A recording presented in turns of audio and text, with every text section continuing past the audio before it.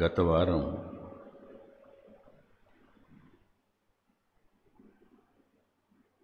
విశ్వాసాన్ని కాపాడుకోగలగడం, ఒక విశ్వాసిగా తాను దేవుని కోసం సిద్ధపడడంలో భాగమని చూశాను. విశ్వాసం మీద దాడి జరుగుతూనే ఉంటుంది.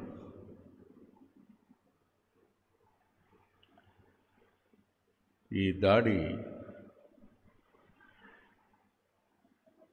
మనం దేవునికి బాధ కలిగించేట్టు, దేవుని కార్యాలను, ఆయన ప్రణాళికను అనుమానించేటట్టు, ఆయన్ని ప్రశ్నించేటట్టుగా చేస్తుంది. మనం ఆయన వచ్చినప్పుడు ఆయనకు మనం ఇష్టలుగా ఉంటామా అన్నది ముఖ్యమైన ప్రశ్న. 2 వచనాలను చూద్దాం. పేతురు గారు రాసిన మొదటి పత్రిక 1వ అధ్యాయం 7వ వచనం. నశించిపోవు సువర్ణము అగ్ని పరీక్ష వలన శుద్ధపరచబడుచున్నది కదా, దానికంటే అమూల్యమైన మీ విశ్వాసము ఈ శోధనల చేత పరీక్షకు నిలిచినదై యేసుక్రీస్తు ప్రత్యక్షమైనప్పుడు మీకు మెప్పును, మహిమయు, ఘనతయు కలుగుటకు కారణమగును. తిరిగి మరో వచనాన్ని కూడా చూద్దాం. రోమాపత్రిక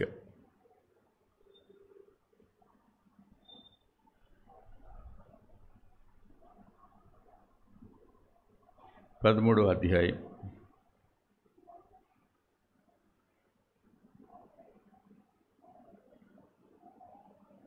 11, 12 వచనాలను చదువుకుందాం.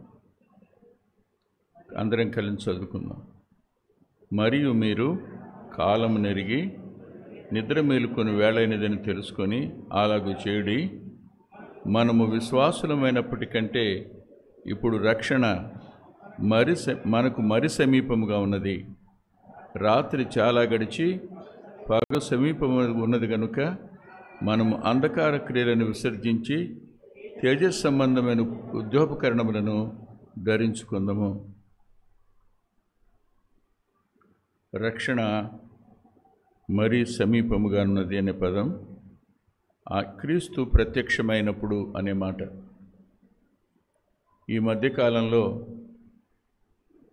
శ్రమ, పరీక్ష, అవమానం ఇవన్నీ విశ్వాసుల జీవితాలకు సర్వసాధారణం. అపోస్తలుల కాలం నుండి సంఘానికి శ్రమలు అనేవి క్రొత్తేం కాదు. అందుకనే పేతురు గారు అంటాడు,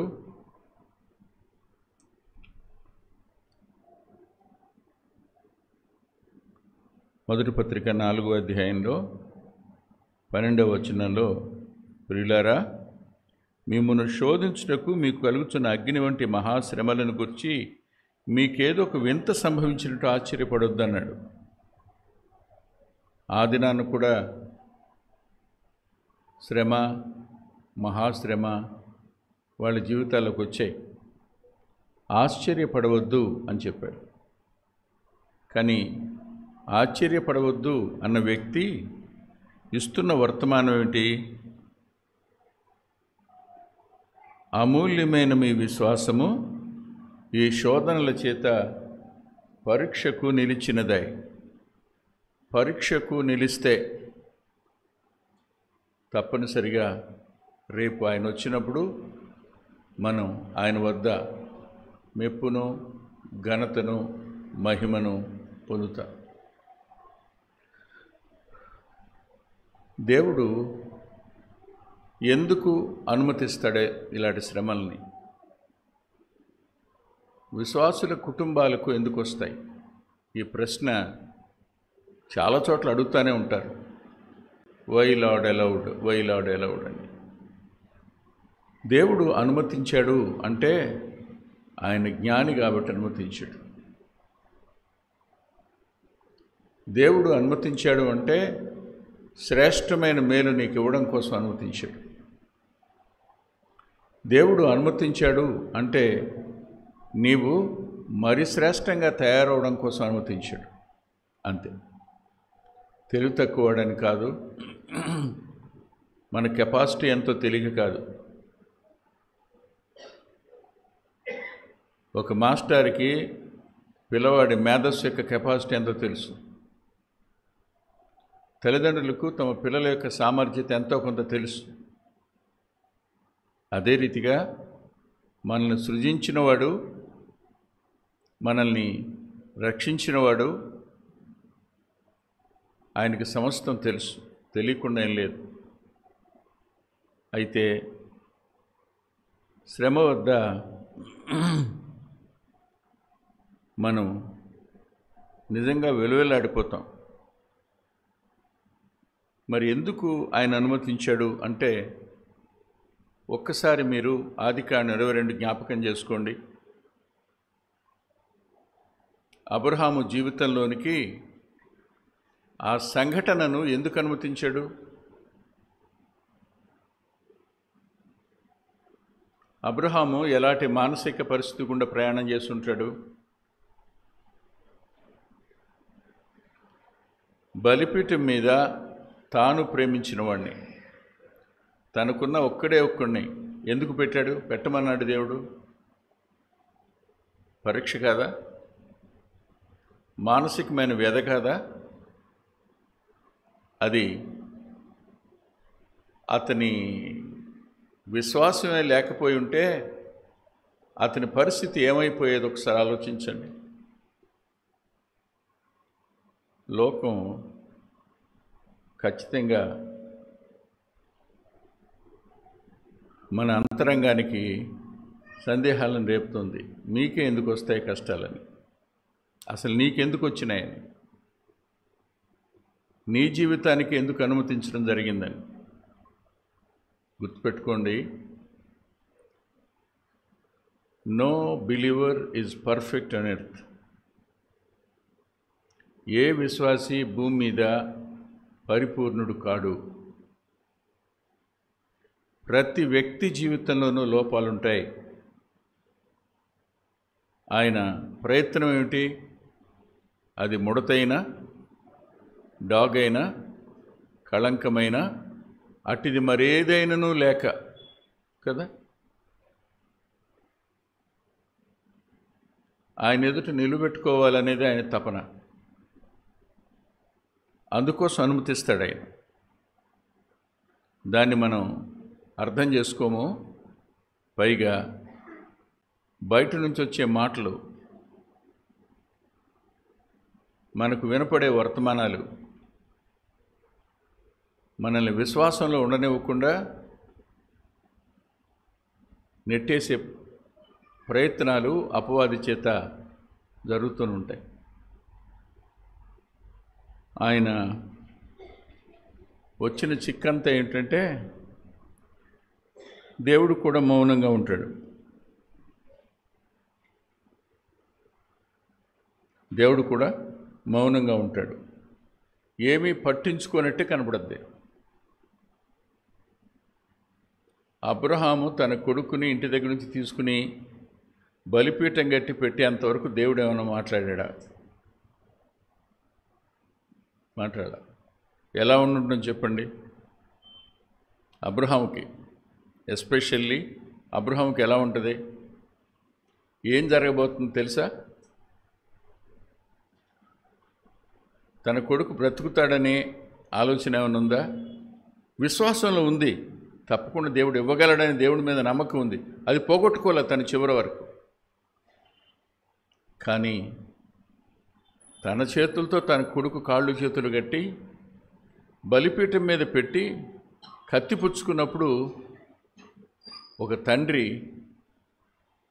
కళ్ళు మూసుకోకుండా ఉండుంటాడా అన్నది.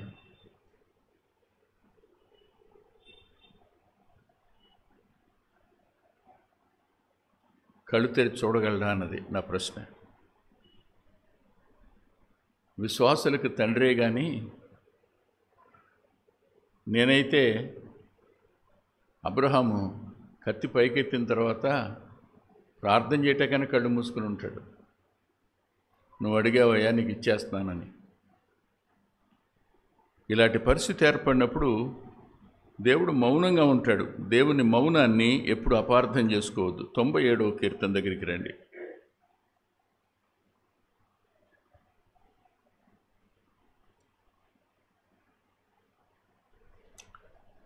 97వ కీర్తన 2వ వచనం. మేఘాంధకారములు ఆయన చుట్టూ నుండును. చాలా మేఘాంధకారములు ఆయన చుట్టూ నుండును అంటే అర్థం ఏంటి? ఆయన కనపడ్డవు, ఆయన కార్యాలు కనపడవు, ఏమి కనపడవు. Everything seems to be darkness. అంతా చీకటి చీకటిగా ఉంటుంది. అది కూడా సామాన్యమైన చీకటి కాదు, మన మనసుకు అందనంతటి చీకటి. ఆ తర్వాత ఏం జరుగుతుందో అర్థం కాని అయోమయం చీకటి ఉంటుంది. కానీ అక్కడే మరో మాట రాశాడు చూడండి,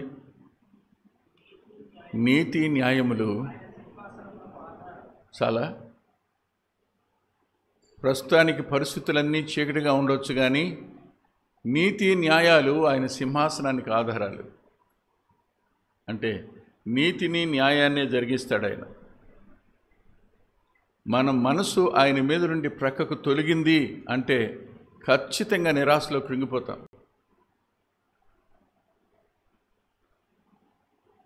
విశ్వాస త్యాగం చేసిన వాళ్ళం అవుతాం.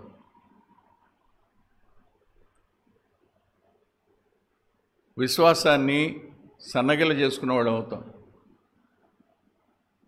విశ్వాస విషయంలో బలహీనులంగా మారుతాం. ఆయన ఉన్నాడు, ఆయన చూస్తున్నాడు, ఆయన పట్టించుకుంటాడు, రేపు చేస్తాడు, సందేహం లేదు. కానీ ఈలోగా ఏం జరుగుతాయి?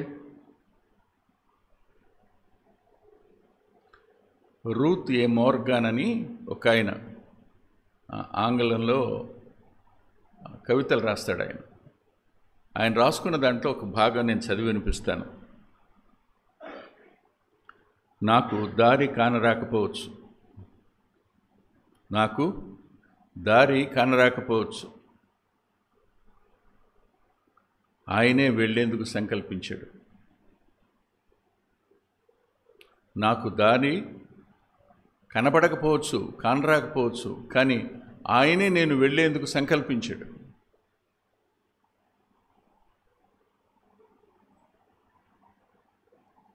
దారి నాకు చీకటిమయంగా అనిపిస్తుంది. నాకు తెలుసు ఆ దారిలో ఆయన నాకు ముందు నడుస్తున్నాడని. నాకు తెలుసు ఆ దారిలో ఆయన నా ముందు నడిపిస్తున్నాడని. చెప్పండి ఇప్పుడు. నీతి న్యాయాలు ఆయన సింహాసనానికి ఆధారాలైనప్పుడు విశ్వాసుల జీవితంలోనికి ఆయన అనుమతించేది ఏదైనా దేనికోసం? నీతి కోసం, న్యాయం కోసం కాదా? పరిస్థితులు ప్రతికూలమైన, జటిలమైన ఆయన అంతరంగంలో మన ఎడల ఉన్న సంకల్పం ఏమిటి? దయచేసి కొన్ని మాటలు చూడండి మీరు. యాకోబు పత్రిక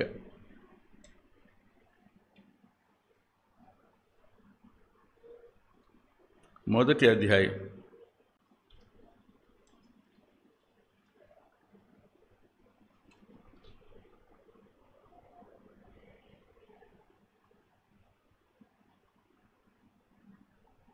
2, 3, 4 వచనాలు అందరం కలిసి చదువుకుందాం. నా సహోదరులారా, మీ విశ్వాసమున కలుగు పరీక్ష ఓర్పును పుట్టించునని ఎరిగి మీరు నానా విధములైన శోధనలో పడినప్పుడు అది మహదానందమని ఎంచుకొనుడి. మీరు సంపూర్ణులను అనునాంగులను ఏ విషయములోనైనను కొదవలేని వారే ఉండునట్లు ఓర్పు తన క్రియను కొనసాగించునీడి. ఎందుకోసం ఆయన వీటిని అనుమతిస్తాడు?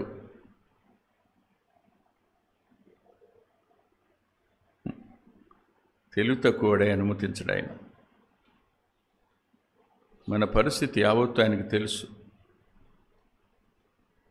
రోమపత్రిక 5వ అధ్యాయం 3-4 వచనాలలో శ్రమ ఓర్పును. ఓర్పు మన అంతరంగంలోనికి వచ్చేది కానీ పుట్టేది కానీ ఎప్పుడు అంటే శ్రమ దగ్గరే.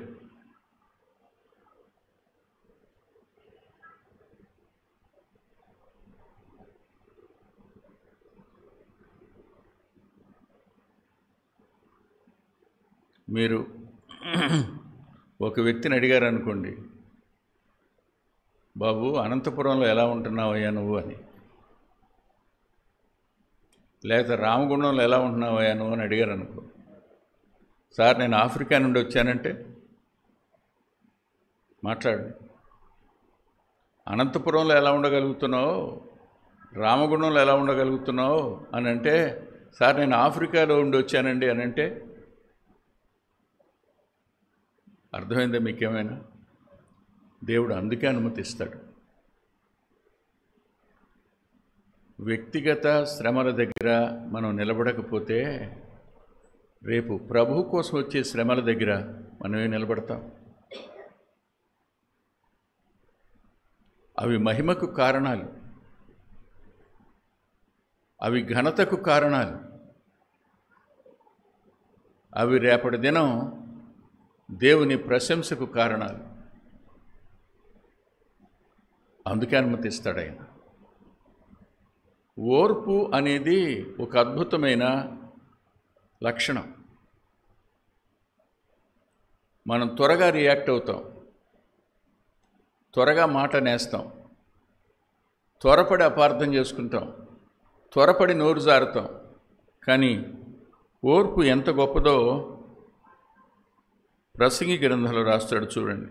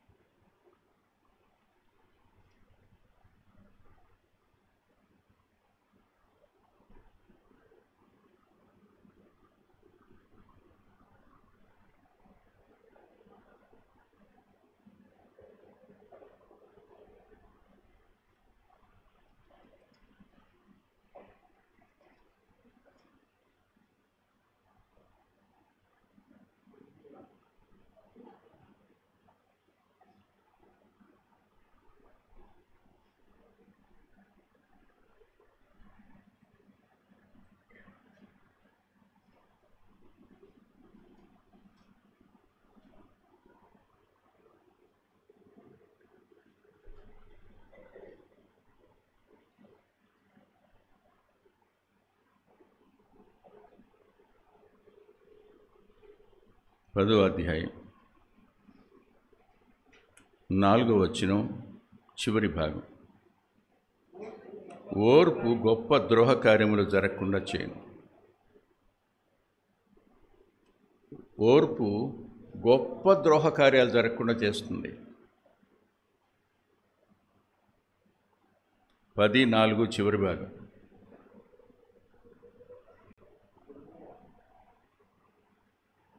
ప్రసంగి గ్రంథం 10వ అధ్యాయం 4వ వచనం చివరి భాగం. 9:4 మాస్టర్ జాగ్రత్తగా చూడు.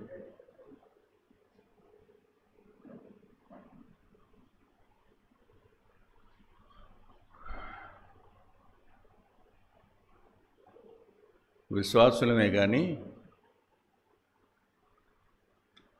అనేక విషయాల్లో ఓర్చుకుంటున్నాం అనుకుంటాం, కానీ కొన్నిసార్లు ఓర్చుకోలే.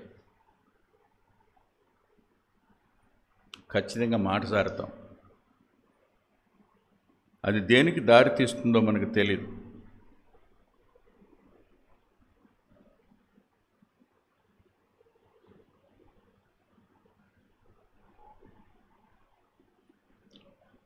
ఆయన అనుమతించాడు అంటే నిన్ను నన్ను ప్రశస్తమైన దానిగా సానబెట్టడానికే.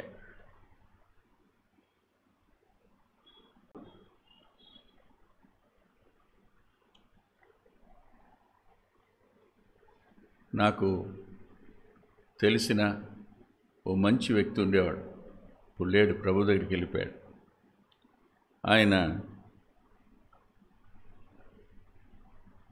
గురువాడలో ఏజీపీఓగా పనిచేశారు. ఆయన ఉయ్యూరులో తహసీల్దార్గా పనిచేశారు. ఆయన అంతకుముందు కలెక్టరేట్లో ఉన్నారు. ఆయన కలెక్టరేట్కి వెళ్ళారు. ఒకరోజు ఆయన ఎప్పుడు రమ్మని పిలుస్తూ ఉండేవాడు, వాక్యం మాట్లాడుకోవడానికి, ప్రార్థన చేసుకోవడానికి. ఆ రోజు నేను బందరు వెళ్ళి ఆయన దగ్గరికి వెళ్ళాను. నన్ను చూశాడు. చూసి ఇలా అన్నాడు, ఆ గౌరవ వచనం వెంకటరత్నం గారు,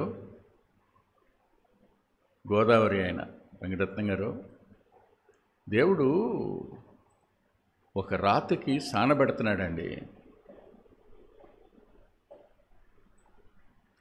ఎంతకాలం పెడతాడండి? పెట్టి అది అత్యంత ప్రకాశవంతంగా తయారయ్యాక అందరికీ కనపడేటట్టు ఓ ఉన్నతమైన స్థలంలో పెడతాడండి అన్నాడు. నిజమే కదండి అన్నా. ఆయన అన్నాడు, నేను చెప్పేది మీ గురించేనండి అన్నాడు. పెళ్ళయింది, పిల్లలు లేరు. పెళ్ళయింది, భార్యను పోషించుకునే తాహత లేదు.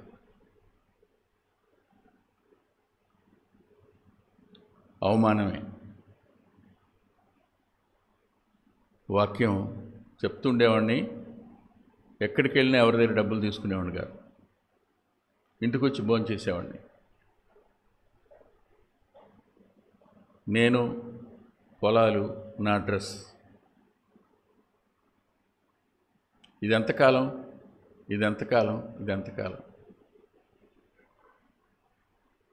7 ఏళ్ల కాలం. ఆ తర్వాత కిరణం. ఏదైనా ఎంతకాలం? చీకటి ఎంతకాలం ఉంటుంది? తెల్లవారదా?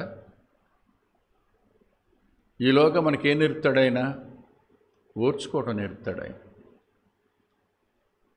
చాలాసార్లు ఓర్చుకోవడానికి మనం సహకరించం, మనం తిరగబడతాం. ఖచ్చితంగా తిరగబడతాం.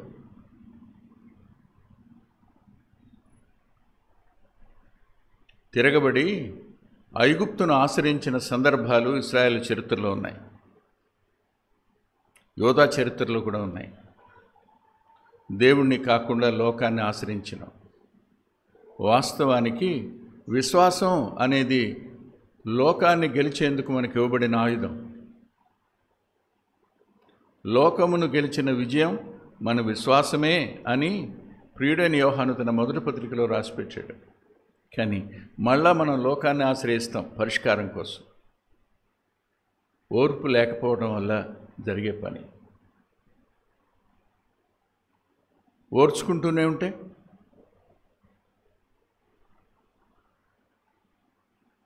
మీరే ఊహించండి. అమ్మకు కోపం వచ్చింది, అన్నం పెట్టలేదు. అమ్మకు కోపం వచ్చింది, నువ్వు గోడ కుర్చీ వేసే ఉండండి. ఎంతసేపు ఉంటాం? అరగంట, గంట అయింది. కాళ్ళు ఇట్టేటట్టు అంటాయి. వేసారో లేదో మీకు తెలీదు, మీరు వేసుంటారు, నేను వేసాను. ఈలోగా నానొచ్చాడు, చూశాడు, దగ్గరికి వచ్చాడు, పైకి లేపాడు, ఎత్తుకున్నాడు. ఎత్తుకుని మీ అమ్మ చేసిందా అన్నాడు. దా వెళ్దాం, ఇంట్లో పోతాం. అమ్మే మాట్లాడింది. ఆయన తల్లి తండ్రి రెండు మనకి. ఒకరోజు ఖచ్చితంగా రక్షణ మరి సమీపంగా ఉంది కదా, ఆయన ప్రత్యక్షత మరింత సమీపమవుతుంది కదా, సందేహం లేదు. కాకపోతే మధ్యలో ఏం జరుగుతాయంటే అనుమానం, సందేహం ఇవి వచ్చి పడతాయి. వచ్చి దారిలో నడవడానికి సందేహాలు అడ్డంకులవుతాయి. ఒక్క అడుగు ముందుకే నీవు అడ్డంకులవుతాయి. విశ్వాసానికైతే దారి కనిపిస్తుంది. ఆ దారి ప్రభువే కదా, నేనే కదా మార్గం అన్నాడు.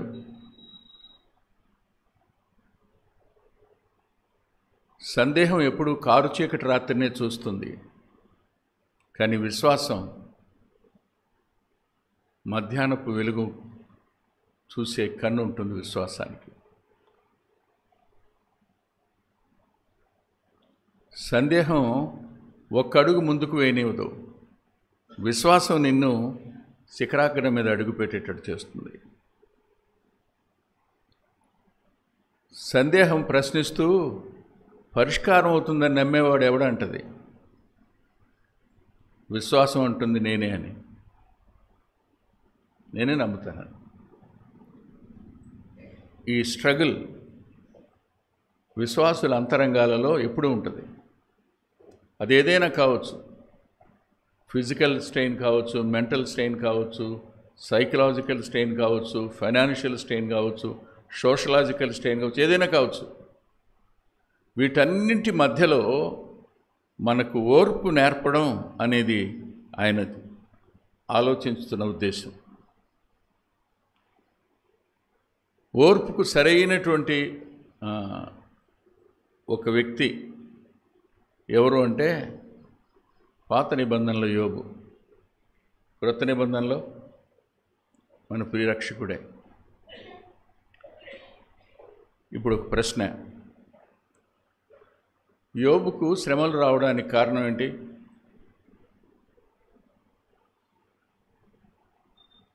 యోబు చేసిన పాపమా? యోబు చేసిన తప్ప? కాదుగా. కొందరి జీవితాల్లోనికి దేవుని అనుమతి చొప్పున శ్రమలు వస్తాయి. God permits, God allows. ఖచ్చితంగా అనుమతిస్తాడు ఆయన. అనుమతించి ఊరుకోడు, గుర్తుపెట్టుకోండి. నేను గతంలో కూడా చెప్పాను, బేతనియాకి అనుమతించిన వాడు వాళ్ళతో కలిసి దుఃఖించాడు ఆయన. మనం బాధపడుతున్నప్పుడు ఆయన ఏదో చూసి సంతోషించే వ్యక్తి కాడు ఆయన. శ్రమను ఆయన ఎందుకు అనుమతిస్తాడు అని ఆలోచిస్తే మరో మాట కూడా మనం చూద్దాం. చూడండి,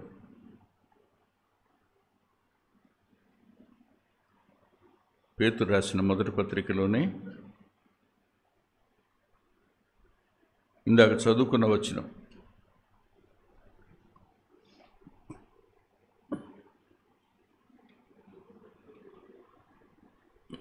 పేతురు పత్రికలో మొదటి అధ్యాయం, మొదటి పత్రిక మొదటి అధ్యాయం 6వ వచనంలో 7లో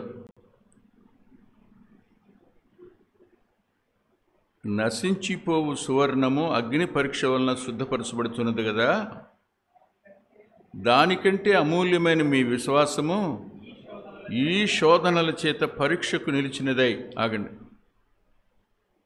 ఆయన విశ్వాసాన్ని కూడా ప్యూరిఫై చేస్తాడు.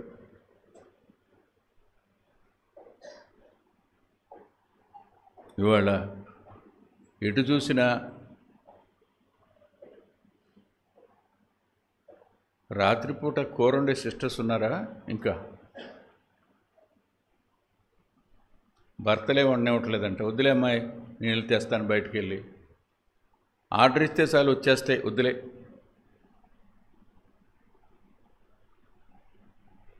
అంతేగా. ఇన్స్టాంట్గా అయిపోవాలి. ఉల్లిపాయ కోయక్కర్లా, కళ్ళం నీళ్ళు కారక్కర్లా, పొయ్యి ముట్టచ్చక్కర్లా, ఆ వేడి దగ్గర ఉండక్కర్లా, ఇన్స్టాంట్గా పని జరిగిపోవాలి. ఆయన ఇన్స్టాంట్గా చేసేవి ఉంటాయి, ఆలస్యంగా చేసేవి కూడా ఉంటాయి. ఇన్స్టాంట్గా జరిగిన విశ్వాసాన్ని మనం నెత్తికెత్తుకుంటాం, కానీ ఆలస్యంగా జరిగిన ప్రతిదాని ఫలం అధికంగా ఉంటుంది. ఇన్స్టాంట్గా జరిగింది ఎంతకాలం ఉంటుంది?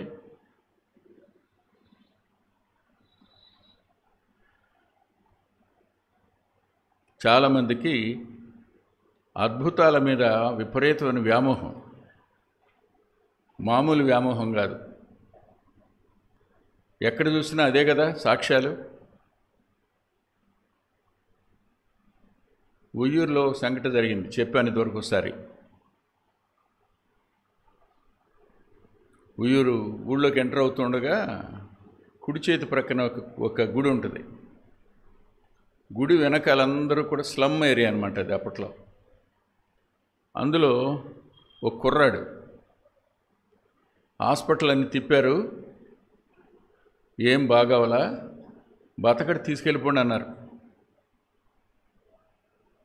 తీసుకొచ్చేసి పడుకోబెట్టారు బయట వరండాలో, గుడిసి దగ్గరే కదా పడుకోబెట్టారు. వాళ్ళ అమ్మ ఏడుస్తుంది.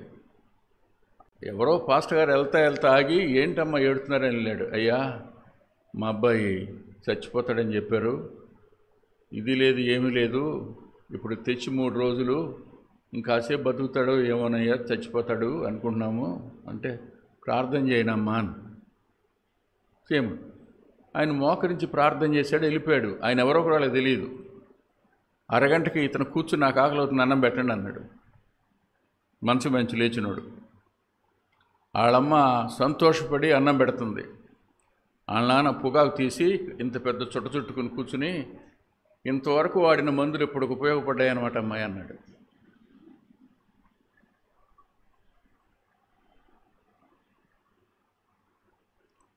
ఇన్స్టాంట్గా జరిగే వాటికి చాలా వ్యాఖ్యానాలు వస్తాయి, జరుగుతాయి, జరగవంటలా. కానీ మన మైండ్ అంతా దేని మీద ఉంటుంది? అకస్మాత్తుగా ఒక్కరోజులో ఇల్లు గడితే ఎంతకాలం ఉంటుందా ఇల్లు? ఇన్స్టాంట్ కాదు. విశ్వాసము పరీక్షకు నిలిచి గెలిచింది అంటే కాన్స్టెంట్గా ఆయన మీద ఆధారపడేది, ఎంతకాలమైనా ఆయన కోసం ఎదురు చూసేది. హోప్ అనేది శ్రమలలో విశ్వాసంలో పొదుగబడుతుంది, మర్చిపోదు. విశ్వాసం లోపల ఓర్పు వస్తుంది, విశ్వాసం లోపల దేవుని మీద ఆనుకుని ఆయన చేస్తాడనే నిరీక్షణ విశ్వాసం దగ్గరే పుడుతుంది.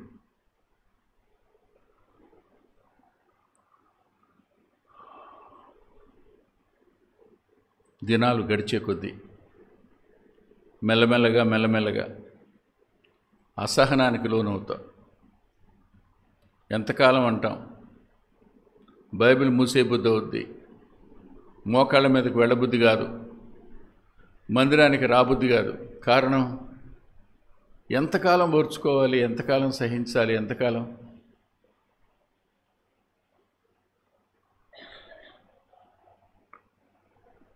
ఒక దైవ సేవకునికి మెంటల్లీ రిటార్టెడ్ బిడ్డ పుట్టాడు, ఆడపిల్లే. ఆయన దగ్గరికి ఒక పెద్ద ఆయన వచ్చాడు. పెద్ద ఆయన వస్తే చూపించారు, ఇది సిపి అండి, సెర్బెల్ ప్యాలసీ అనుకుంటాను. ఇంకా ఎందుకు ఇచ్చాడో దేవుడు అనగానే ఆయన ఒక మాట అన్నాడు, బాబు నిన్ను నీ భార్యను నమ్మాడు కాబట్టి ఇచ్చాడయ్యా అన్నాడు. నువ్వైతేనే జాగ్రత్తగా చూసుకోగలవని ఇచ్చాడయ్యా అంటే, యోబుకి ఎందుకు అనుమతించాడు? నమ్మాడు కాబట్టి. నీకైనా నాకైనా అనుమతించబడిన సమస్తం దేవుడు మనల్ని నమ్మాడు కాబట్టి. ఈ పరిస్థితులు కూడా నన్ను విడిచిపెట్టరు, నా మీదనే ఆధారపడతారు, నా యందు నిరీక్షణను కోల్పోరు. విశ్వాసం మీద దెబ్బ తగిలితే ఓర్పుకు దెబ్బ తగులుతుంది, నిరీక్షణకు దెబ్బ తగులుతుంది. నిరీక్షణ లేని దినాన్న లోకంలో వాళ్ళు చేసే పని విశ్వాసులను కూడా చేయడానికి ప్రేరేపిస్తాడు అపవాది. ఇదే పరిస్థితి లోకంలో ఎవరికైనా వస్తే what is there ultimate act? ఆఖరిగా చేసేదేంటి వాళ్ళు? లోకంలో ఉన్న వాళ్ళు ఎవరైనా నిరీక్షణ లేకపోతే చేసే పని అది. కానీ ప్రభువులో నిరీక్షణ ఎప్పటికీ చచ్చిపోదు. విశ్వాసం బలంగా ఉన్నంతకాలం నిరీక్షణ బలంగానే ఉంటుంది. విశ్వాసం సన్నగిలినప్పుడు నిరీక్షణ అనేది ఫెయిల్ అవుతుంది. మనల్ని నిరీక్షణ గలవారిగా చేయటం.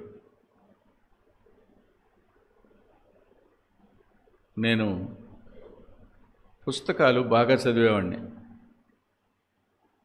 అవి లోక సంబంధమైన పుస్తకాలే. అందులో ఒక్క మాట రాశాడు, ఒక సంఘటన రాశాడు. ఓ పాప వాళ్ళ నాన్నని ఏరు దాకా తీసుకుని వస్తుంది. ఏరు దాటి అద్దరికి వెళ్తాడు. అమ్మ నేను వస్తానురా, నువ్వు ప్రతి సాయంకాలం వచ్చి చూస్తూ ఉండు అని చెప్పాడు. రోజులు గడుస్తున్నాయి. ఆ పిల్ల వసద్ది, సాయంకాలం చీకటి పడేదాకా ఉండి వెళ్ళద్ది. ఓ రోజు పడవ వ్యక్తి అడిగాడు, ఎన్ని రోజులు వస్తావు ఇంకా నువ్వు అని. మా నాన్న వచ్చే వరకు వస్తా, మా నాన్న వచ్చే వరకు వస్తా. ఏముంది చెప్పండి? మా నాన్న వస్తానన్నాడు, వస్తాడంతే. ఎప్పుడూ కాదు, ఆయన ఇష్టం, ఆయన ఎప్పటికైనా రాని. ఆయన వచ్చేంత వరకు నేను కనిపెట్టుకుని ఎదురు చూస్తూనే ఉంటాను. నా నిరీక్షణ సన్నగలనివ్వను.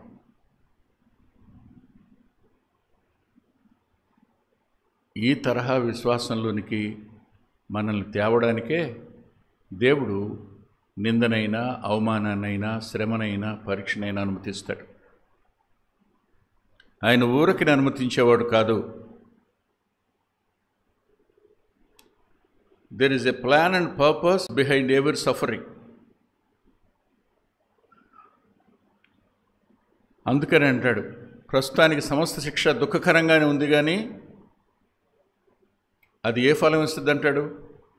సమాధానం అనే ఫలం ఇస్తుంది అంటాడు. నీ నిరీక్షణను, నా నిరీక్షణను దెబ్బ కొట్టడానికి అపవాది 100% ప్రయత్నం చేస్తాడు. శరీరం దాన్ని సహకరిస్తుంది, లోకం దానికి ఆజ్యం పోస్తుంది. సందేహం ఏం లేదు.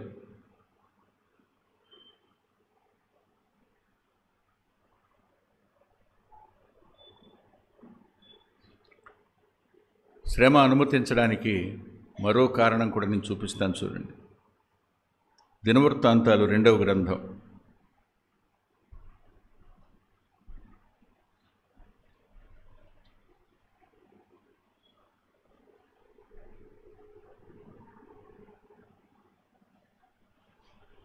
33వ అధ్యాయం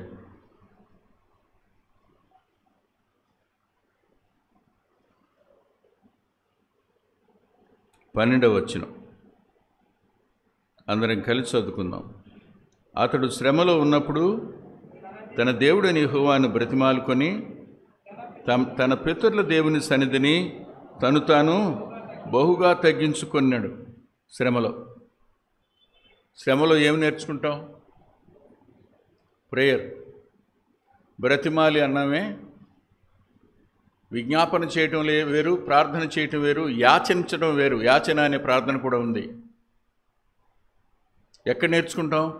దేవుణ్ణి బ్రతిమాలడం శ్రమలోనే.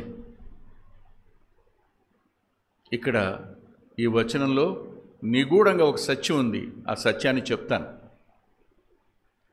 శ్రమ వల్ల దేవుణ్ణి గోజాడడం, బ్రతిమాలడం, యాచించడం నేర్చుకుంటాం. యాచన అనే ప్రార్థన అప్పుడే వస్తుంది. బ్రతిమలాట దేవుణ్ణి. సహజంగా ప్రార్థన చేసే వ్యక్తులు ఎలా చేస్తారు? నువ్వు వాగ్దానం చేసావు కదా, ఎందుకు చేయవు?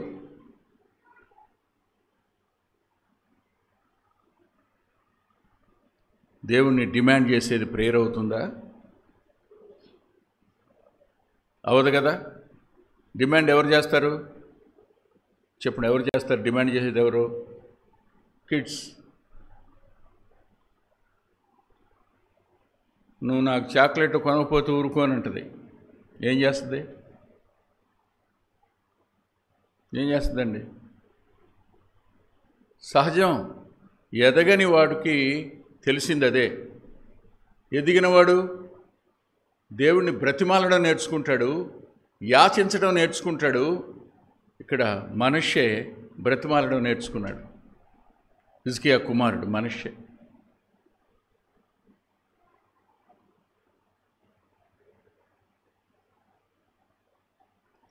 లేకపోతే భక్తులందరూ కన్యడతో ఎందుకు ప్రార్థన చేశారు? ఎందుకు తన రక్త సంబంధాలందరూ రక్షించబడాలని బ్రతిమాలారు? తన చుట్టుప్రక్కల వాళ్ళందరూ రక్షించబడాలని తన శ్రమల్లో ఎందుకు వారు గోజాడారు? ప్రార్థన దగ్గర ఇదొక అద్భుతమైన అనుభవం. నిజంగా ప్రార్థించడం అక్కడే నేర్చుకుంటాం, ఇంకెక్కడే నేర్చుకోం. వాక్యానుసారమైన ప్రార్థన కూడా శ్రమలోనే నేర్చుకుంటాం. ఓర్పు, నిరీక్షణ, ప్రార్థన కూడా శ్రమలోనే. ప్రార్థనలో మీరు మోకరించినప్పుడు మీకు తెలియకుండానే ఇంతకుముందు మీరు ఎప్పుడు పలకని మాటలు పలుకుతారు. ఆ వచనాలు జ్ఞాపకం వస్తుంటాయి. ఎవరు నేర్పుతున్నారు? మనలో నివసిస్తున్న పరిశుద్ధాత్ముడు ఉన్నాడే, ఆయన ఆ వచనాలను గుర్చేస్తుంటాడు. బ్రతిమాలడం అనేది ఓ అద్భుతమైన ప్రార్థన క్రియ, ప్రార్థన అభ్యాసం. అయిపోతే బాగుండిపోయేది కాదు. తర్వాత ఏమన్నాడు చూడండి. తన పితరుల దేవుని సన్నిధిని, ఇదండి, బహుగా తగ్గించుకోవడం శ్రమలోనే సాధ్యం అవుద్ది.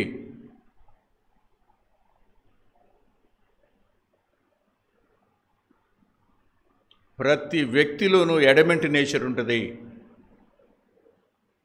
ప్రతి వ్యక్తిలోనూ అహంకారం ఉంటుంది. ప్రతి వ్యక్తిలోనూ లెక్క చేయనితనం ఉంటుంది. ప్రతి వ్యక్తిలోనూ మొండితనం ఉంటుంది. ప్రతి వ్యక్తిలోనూ నా మాట చెల్లాలి అనే భేషజం ఉంటుంది. అవన్నీ పోయేది ఇక్కడే. Your character is going to be purified by the afflictions, by the sufferings. నీ వ్యక్తిత్వం ఎక్కడ ప్రక్షాళనకు లోనవుతుందంటే ఇక్కడే, శ్రమల దగ్గరే.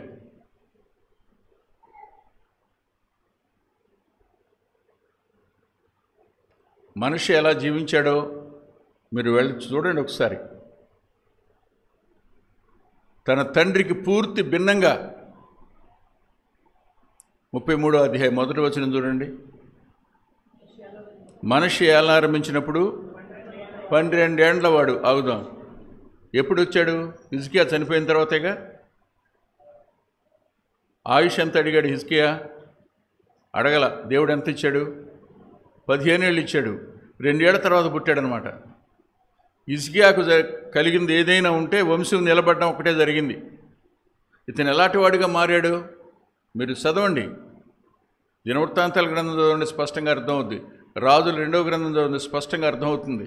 వాళ్ళు ఎలాంటి జీవితం జీవించాడు, ఎంత దారుణంగా జీవించాడు. బబులోనికి అతను బందీగా పట్టుకుపోయారు. బబులోన్లో ప్రార్థన చేశాడు. బ్రతిమాలడం నేర్చుకున్నది అక్కడ. దేవుని సన్నిధిలో అతడు తన్ను తాను బహుగా తగ్గించుకొని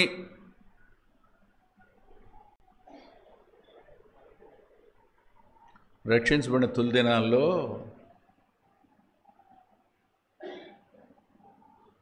అయ్యా నేను దుమ్మునయ్యా, నేను ధూళినయ్యా, నేను బూడిదనయ్యా అని ఆరాధన చేసినప్పుడు అనేవాళ్ళు. నిజంగానే అంటున్నారా వీళ్ళు అనిపించేది నాకు. నేను ఎప్పుడు అనేవాడిని కాదు. కారణం, నేను అసలు ఎప్పుడు దుమ్మునని ఒప్పుకుంటేగా, ధూళినని ఒప్పుకుంటేగా, మట్టిననే ఒప్పుకోం కదా. ఆరాధన నాకు కొత్తగా ఉండేది, తిక్కగా ఉండేది. చదువుకునే రోజులో ఒక పాట వచ్చేది, ఏంటంటే నా రోత బ్రతుకని. చిచ్చి, అసలు పాటలు రాయటం కూడా రాదనుకునేవాడిని. రోత బతుకేంటి, పిచ్చమాటలు కాకపోతే, లోకం నవ్వుకోవడానికి కాకపోతే ఏంటండి ఆ పదం రోత. ఆ పదం పలకను కూడా పలకం. కానీ రక్షించబడకముందు జీవితం ఏంటో అర్థమైంది. కానీ రక్షించబడిన తరువాత స్వభావం ఏమిటో అర్థమైన తర్వాత రోత ఇంటూ 100 అయితే కానీ మనం కాదని అర్థమైంది. అవమానం దగ్గరే, నిందల దగ్గరే, శ్రమల దగ్గరే. బహుగా తగ్గించుకొని అనే పదానికి నేను చెప్పే ఒకే ఒక సంగతి ఏంటంటే, నువ్వేమిటో నువ్వు గుర్తిస్తే చాలు, నువ్వు ఎక్కడ ఉండాలి అక్కడ ఉంటావు. స్థానాన్ని కోరవు,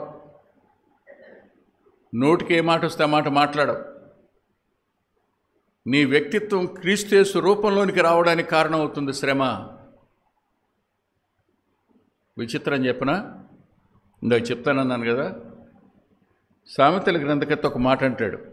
ఏమంటాడంటే, ఒకని ప్రవర్తన యెహోవా దృష్టికి ప్రీతికరమైనప్పుడు ఆయన శత్రువులను మిత్రులుగా చేస్తాడన్నాడు. శ్రమ దగ్గర నీ శత్రువు నీకు మిత్రుడయ్యే అవకాశం ఈ రెండు నీలో జరిగితే. ఎందుకంటున్నానంటే, మనిషిని బబులోనికి తీసుకెళ్ళారు, సంఖ్యలు పెట్టి తీసుకెళ్ళి. ఇతడు బ్రతిమాలి తగ్గించుకున్న తర్వాత మళ్ళా తీసుకొచ్చి మళ్ళీ రాజ్యం అతని చేతికిచ్చాడు బబులోను రాజు. ఏమైంది ఇప్పుడు? అతని ప్రవర్తన మన ప్రవర్తన దేవుని దృష్టిలో ప్రీతికరం అవ్వడం కోసమే లార్డ్ అలౌస్.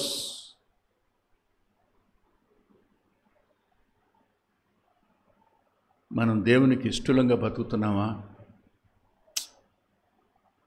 లేదండి.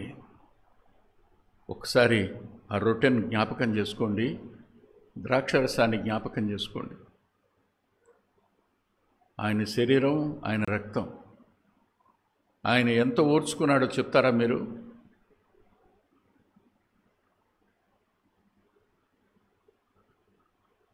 ఆయన ఎంత తగ్గించుకున్నాడో చెప్తారా మీరు? ఎంత ఓర్చుకున్నాడు అంటే ఇంట్లో వాళ్ళు అన్నారు,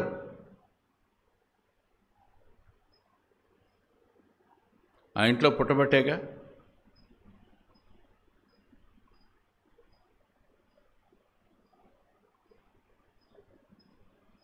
బయట వాళ్ళు అన్నారు,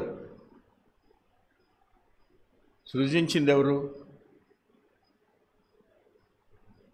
అదృశ్యమైనవి కానీ దృశ్యమైనవి కానీ సమస్తము ఆయన వలన ఆయన మూలంగా కలిగినాయని కొలసీ పత్రిక 1వ అధ్యాయం 17వ వచనం రాశాడు. 16-17వ వచనాల్లో ఆయన తాను తయారు చేసిన మనుషుల మధ్య ఉండి వాళ్ళ చేత మాట్లాడబడ్డాం. ఎంత టైం కావాలి గవర్నర్ లేకుండా పోటానికి? హేరోదైనా పిలాతైనా ఎవడైనా ఆయనకి ఎంత టైం కావాలి తీసుకోవడానికి?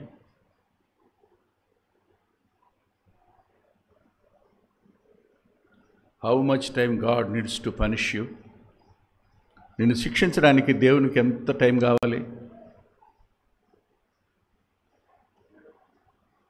ఒక సెకనా? ఒక నిమిషమా? ఒక సోదరుడు ఇలా అన్నాడంట, ప్రభువా మైక్రో సెకండ్లో లక్షవంతులు చంపేస్తావయ్యాను అని. ఆయన ఓర్చుకున్నాడు, తగ్గించుకున్నాడు. మాటలాడడానికి అపవాదికి కూడా ఇంత చోటు దొరకలేదయ్యా. మనుషుల్ని రెచ్చగొట్టి వాళ్ళందరితో ఎన్ని చెప్పించినా అవన్నీ అబద్ధాలని తేలిని తప్ప సత్యమని తేల్లా.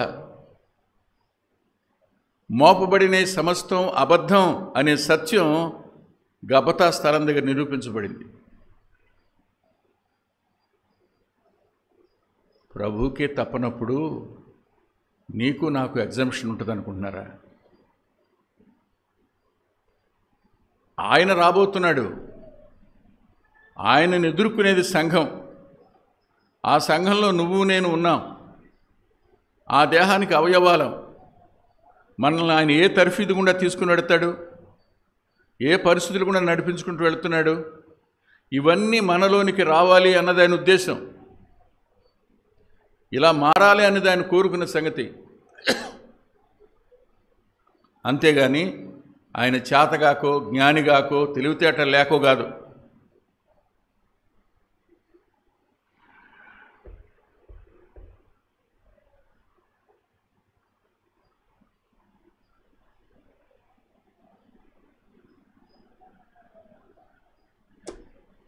తెస్సలోనిక 2వ పత్రిక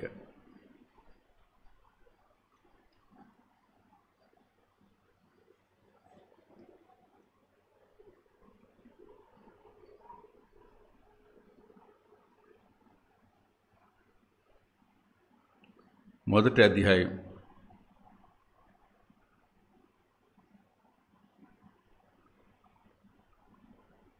4వ వచనం చదువుకుందాం. అందువలన మీ హింసలన్నిటిలోనూ మీరు సహించుచున్న శ్రమలలోనూ మీ ఓర్పును విశ్వాసమును చూచి మేము దేవుని సంఘములలో మీ యందు అతిశయపడుచున్నాం. పౌలు అంటున్నాడు, తెస్సలోనిక సంఘాన్ని గురించి మాట్లాడుతూ, హింసల్లో శ్రమల్లో మీ ఓర్పును విశ్వాసాన్ని చూచి ఒక సేవకునిగా నేను అతిశయపడుతున్నాను అన్నాడు. అంటే మన ఓర్పు విశ్వాసం మన ఆత్మలకు ఎవరు కాపరిగా ఉన్నాడో ఆయనకి అతిశయకారణం అవుతుందిగా, పౌలుకే అయితే. అందుకే చూడండి తర్వాత మాట 6, 8 కలిసి ఉన్నాయి. ప్రభు అయిన యేసు తన ప్రభావాన్ని కనపరుచు దూతలతో కూడా పరలోకము నుండి అగ్నిజ్వాలలో ప్రత్యక్షమై దేవునిని ఎరుగని వారికి, మన ప్రభువైన యేసుక్రీస్తు సువార్తకు లోబడని వారిని ప్రతిదండన చేయనప్పుడు మిమ్మును శ్రమపరుచు వారికి శ్రమయు, శ్రమ పొందుచున్న మీకు మాతో కూడా విశ్రాంతి అనుగ్రహించుటకు దేవునికి న్యాయమే.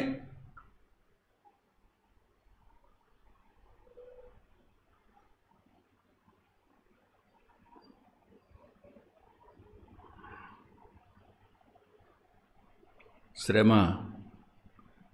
నా వ్యక్తిగత జీవితాలకు అద్భుతమైన ప్రకాశాన్ని ఇస్తుంది. అదే మాట పైన నాడు చూడండి 3వ వచనంలో, సహోదరులారా మేమెల్లప్పుడూ మిమ్మల్ని గురించి దేవుని కృతజ్ఞతాస్తులు చెల్లించుటకు బద్ధులమైనాము. ఇది యుక్తమే. ఎలయనగా మీ విశ్వాసము బహుగా అభివృద్ధి పొందుతున్నది, మీ అందరిలో ప్రతివాడును ఎదటివాని ఏళ్ల చూపు ప్రేమ విస్తరించుచున్నది.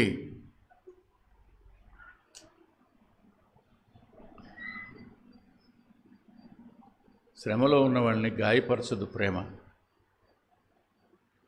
శ్రమలో ఉన్న వాళ్ళని అవమానపరచదు ప్రేమ, అర్థం చేసుకుని ఆదరించేది ప్రేమ, గాయపరిచేది ప్రేమ కాదు. శ్రమలో ఒకరిని ఒకరు ప్రేమించటం అనే దగ్గర విస్తరిస్తుంది ప్రేమ, ఖచ్చితంగా విస్తరిస్తుంది. ఆ ప్రేమే లేకపోయి ఉండుంటే ఇవాళ మనం రక్షించబడేవాళ్ళం కాదు.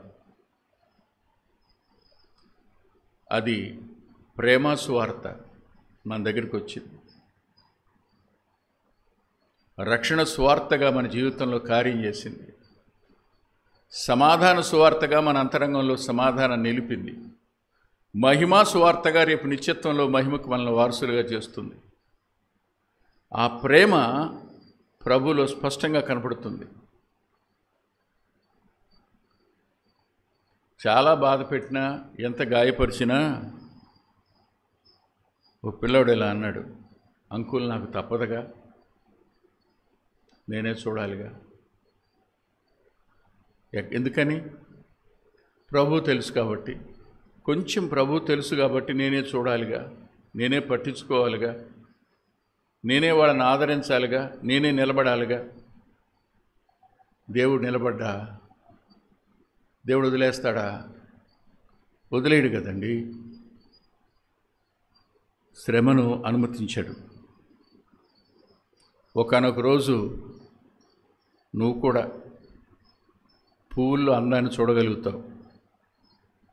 పువ్వు కనపడితే నీ మనసు ఏమి దాని మీదకి పోట్ల, అందం కనపట్ల. పక్షి నీ కిటికీ దగ్గరికి వచ్చి అరిచినా దాని మధుర స్వరం నీకేమి పెద్దగా ఆహ్లాదాన్ని ఇవ్వటంలా. కానీ ఒకరోజు మాత్రం తప్పనిసరిగా నిరీక్షణ సఫలమైన దినాన్న, విశ్వాసం కార్యసాధకమైన దినాన్న ఆయన ప్రత్యక్షమైనప్పుడు నీ మనసులో తాత్కాలికంగా ఉన్న శ్రమ తీరిపోయిన తరువాత అయినా సరే ఒకరోజు ఇదంతా నా తండ్రి హస్తమే జరిగించిందని, నా చెయ్యి ఆయన చేతిలోనే ఉన్నది అనే సత్యాన్ని గుర్తిస్తావు. ఆ రోజు ఆయనే నీ చేయబట్టుకుని పరిస్థితులన్నింటి గుండా నడిపిస్తున్నాడనే సత్యం నీకు అర్థమవుతుంది. కృంగిపోవలసిన పని లేదు. దేవుని మీద ఆనుకోవడం మనం చేయాలి. అయితే విచారం ఏమిటంటే, అన్నీ ఉన్నప్పుడు దేవుని వెతకం, దేవుడి జ్ఞాపకానికి రాడు. శ్రమ దినాన్న, పరీక్ష దినాన్న, కష్ట దినాన్న దేవుడు జ్ఞాపకానికి వస్తాడు.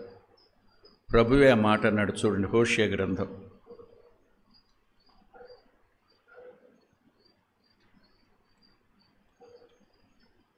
5వ అధ్యాయం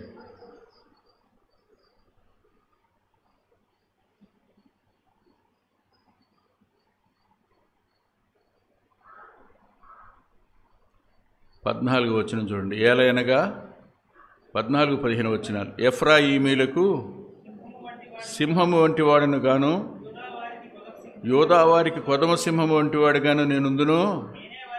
నేనే వారిని పట్టుకుని చీల్చెదను, నేనే వారిని కొనిపోదును, విడిపించువాడు ఒక్కడును. ఈ కండిషన్ వస్తుంది. దేవుడే మనకు శత్రువు అయిపోయాడా అనే పరిస్థితులకు మనం వెళ్తాం శ్రమదినాన్న. కానీ 15లో ఏమన్నాడు చూడండి, వారు మనసు తిప్పుకొని నన్ను వెదకు వరకు నేను తిరిగి నా స్థలమునకు పోదును. తమకు దురవస్థ సంభవింపగా వారు నన్ను బహుశీఘ్రముగా వెతుకుతారు. దేవుణ్ణి వెతకడానికి ఈ పరిస్థితులు దేవుడు అనుమతిస్తాడు. మనుషుల మీద మనసు పెట్టుకుని మనుషులు మనపక్షంగా నిలబడతారని, వాళ్ళు చేస్తారని, ఎవరు చేయాలన్నా దేవుని హస్తం ఉండాలి. వెతకవలసింది ఎవరిని? దేవుడిని. టైం అయిపోయింది, ముగిస్తున్నాను. 1 అవర్ దాటుతుంది ఇంకాసేపు అయితే. జరిగిన సంఘటన చెప్పి ముగిస్తా. సౌత్ ఆఫ్రికాలో బర్నబాస్ షా, అతని పేరు బర్నబాస్ షా, మిషనరీ. అతను సౌత్ ఆఫ్రికాలో ఉండగా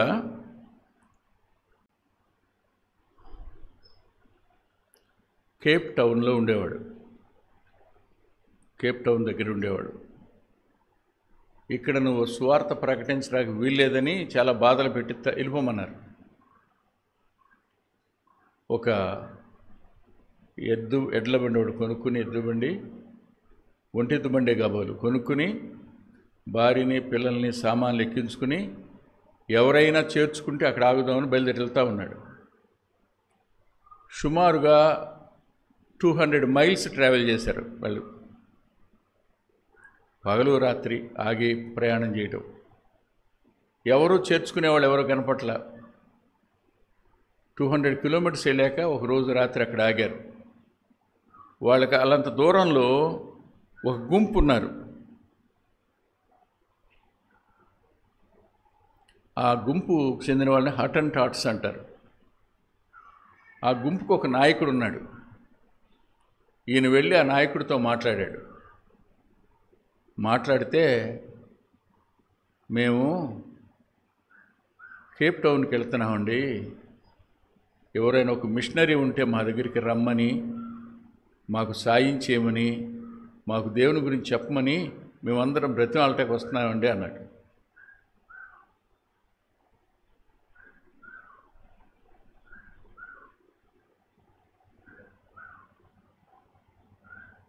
రెబ్కాను, ఇస్సాకు ఆ ఇంటి దగ్గర ఈ ఇంటి దగ్గర కాకుండా మార్గ మధ్యంలో పొలంలో కలుసుకున్నాడు. భూమి మీద పరలోకంలో కాకుండా మధ్యాకాశంలో కలుసుకోబోతున్నాం రేపు మనం వెళ్ళిపోవడమో ఆయన రావడమో వీటన్నిటికీ పరిష్కారం. కాబట్టి విశ్వాసాన్ని శ్రమల వద్ద మనం పోగొట్టుకోకుండా, బలహీనపడకుండా ఆయన మీదనే ఆధారపడదాం. ఆయన సమస్తాన్ని నిర్వహిస్తున్న దేవుడు. మర్చిపోవద్దు. నీ ప్రవర్తన దేవునికి ఇష్టంగా ప్రీతికరంగా ఉండేట్టుగా జాగ్రత్త పడదాం. తల్ల వంచి ప్రార్థన చేసుకుందాం. నేనైనా మీరైనా. ప్రేమగల మా ప్రియ తండ్రి, పరిశుద్ధుడు అయిన గొప్ప దేవ, లేఖనం మీది నిలిచినవాడు కేవలం వట్టివాడు. మీరే కృప చూపించారు. ఈ స్థానంలో ఒకనాటి మా అన్నలే ఉండి ఉంటే ఈ సంఘం ఎంతో మేలు పొందుండేది. ఈ తరంలో ఆఖరి వాడినైనా నేను నిలబడి మాట్లాడుతుండగా మీరు కనికరం చూపించారు, సాయపడ్డారు. సమస్త మహిమను మీకు ఆరోపిస్తూ యోగ్యమైన రీతిలో రొట్టె విరవడంలో పాల్గొనడానికి, పాత్రలో పాల్గొనడానికి సాయం చేయమని వింటున్న మా ప్రియుల అంతరంగాలందరినీ ఆదరించి బలపరిచి స్థిరపరచండి. నీ దాసుని కూడా జ్ఞాపకం చేసుకోమని, సంఘాన్ని, కుటుంబాన్ని దయగల మీ చేతులకి అప్పగించుకుంటూ యేసుక్రీస్తు ప్రభువారి పేరిట ప్రార్థిస్తున్నాం తండ్రి. ఆమేన్.